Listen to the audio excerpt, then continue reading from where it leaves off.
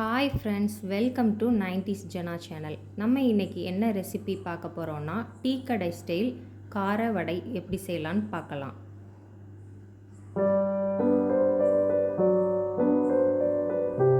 இன்றைக்கி பட்டாணி பருப்பு 250 கிராம் எடுத்திருக்கோம். கடைகளில் பட்டாணி பருப்புன்னு சொல்லி கேட்டிங்கன்னா தருவாங்க. இப்போ கையில் வச்சுருக்கிறது கடலைப்பருப்பு. கடலைப்பருப்பு வேறு மாதிரி இருக்கும், துவரம் பருப்பு வேறு மாதிரி இருக்கும், பட்டாணி பருப்பு டிஃப்ரெண்ட்டாக இருக்கும். உங்களுக்கு 3 பருப்பையும் வச்சு பார்த்தீங்கன்னா அந்த டிஃப்ரென்ஸ் தெரியும். இந்த கார வடை ஈவினிங் ஸ்நாக்ஸுக்கு டீ கூட சாப்பிடும்போது ரொம்பவே பிரமாதமாக இருக்கும். 3 டேபிள் ஸ்பூன் அளவு உளுந்து எடுத்திருக்கேன். உளுந்து அதிகமாகவும் எடுக்கக்கூடாது. 250 கிராம் பட்டாணி பருப்புக்கு 3 டேபிள் ஸ்பூன் உளுந்து கரெக்டாக இருக்கும். அப்போ தான் நல்லா கிறிஸ்பியாக கிடைக்கும், கடைகளில் கிடைக்கிற மாதிரி வடை.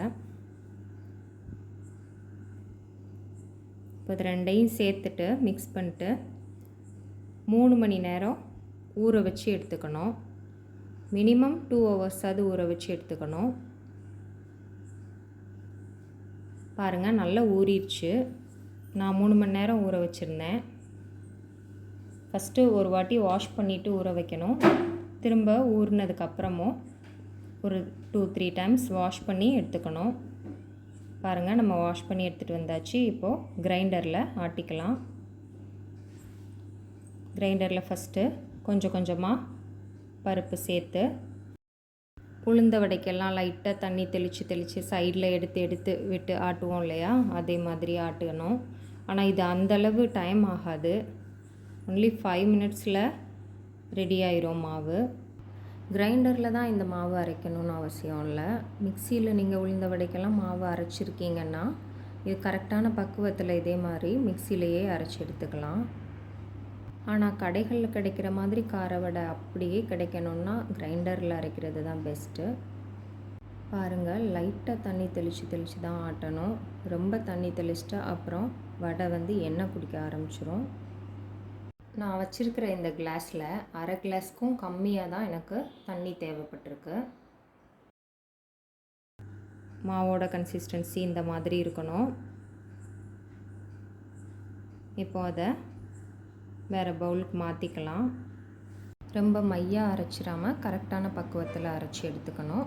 நான் காலையில் மாவு அரைச்சேன். அரைச்ச உடனேவும் பாதி மாவு எடுத்து அதில் வடை சுட்டேன். அப்புறம் ஈவினிங் ஸ்நாக்ஸுக்கு பாதியை சுட்டேன். வெங்காயம் கட் பண்ணி போட்டதுக்கப்புறம் ஃப்ரிட்ஜில் வைக்கக்கூடாது. அப்புறம் காலையில் ஆட்டிட்டு ஈவினிங் வடை சுடனா ஓகே, இல்லை அடுத்த நாள் வச்சுருந்து யூஸ் பண்ணால் நல்லா இருக்காது மாவு. இப்போ தேவையான பொருள்கள் சேர்த்துடலாம். அதுக்கு ஃபஸ்ட்டு ஒரு வெங்காயம் எடுத்து அதை உதுத்து விட்டு சேர்த்துக்கிறேன். அப்புறம் கொஞ்சம் கொத்தமல்லி எல்லாம் சேர்த்துக்கிறேன். கொஞ்சம் கருவேப்பில் கட் பண்ணி வச்சுருக்கேன் சேர்த்துக்கிறேன். ஒரு மிளகாய் எடுத்து குட்டி குட்டியாக கட் பண்ணி வச்சுருக்கேன், அதை சேர்த்துக்கலாம். காரம் நீங்கள் சேர்ப்பீங்கன்னா இன்னொரு மிளகாய் கூட சேர்த்துக்கலாம். இப்போ தேவையான அளவு உப்பு சேர்த்துக்கலாம். 3/4 ஸ்பூனுக்கும் கம்மியாக நான் சேர்த்துருக்கேன். உங்களுக்கு எவ்வளோ தேவையோ அதுக்கேற்ற மாதிரி சேர்த்துக்கலாம். 3 பல் பூண்டு, ஒரு சின்ன துண்டு இஞ்சி எடுத்து அதை உரலில் தட்டி எடுத்துகிட்டு வந்திருக்கேன். அரைச்சி போட்டால் நல்லா இருக்காது, இந்த மாதிரி உரலில் தட்டி போடுறது தான் டேஸ்ட்டாக இருக்கும். ஸோ நான் இப்போ தட்டி எடுத்துகிட்டு உள்ளே சேர்த்துட்டேன். ஒரு பிஞ்ச் அளவு காயம் சேர்த்துக்கலாம், பெருங்காயத்தூள். மாவு கொஞ்சம் தண்ணி ஆயிடுச்சுன்னா கூட கவலைப்படாதீங்க. ஒரு 3 ஸ்பூன் அரிசி மாவு சேர்த்துக்கோங்க. அரிசி மாவு சேர்க்கும்போது இன்னும் நல்லா கிறிஸ்பியாக கிடைக்கும். சேர்த்துட்டு நல்லா எல்லாத்தையும் மிக்ஸ் பண்ணிக்கலாம். நல்லா எல்லாம் மிக்ஸ் ஆகிற அளவு மிக்ஸ் பண்ணிவிட்டு வடை சுட ஆரம்பிச்சிடலாம். எண்ணெயை சூடு பண்ணிவிட்டு கையில் இந்த மாதிரி கொஞ்சம் கொஞ்சமாக எடுத்து நல்லா உருட்டி எண்ணெய் சூடானதும் போட ஆரம்பிச்சிடலாம். இந்த மாதிரி கொஞ்சம் கொஞ்சமாக கையில் எடுத்து உருட்டி உள்ளே சேர்த்துக்கலாம்.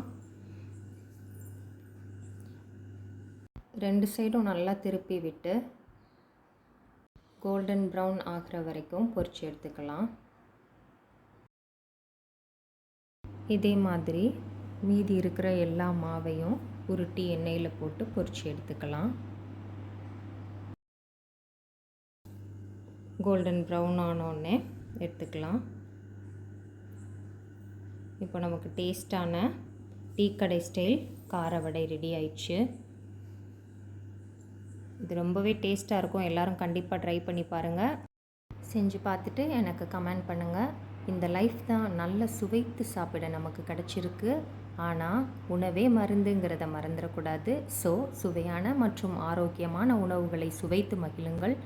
என்னோடய சேனல் பிடிச்சிருக்குன்னா லைக் பண்ணுங்கள், ஷேர் பண்ணுங்கள், சப்ஸ்கிரைப் பண்ணுங்கள். தேங்க்ஸ் ஃபார் வாட்சிங்.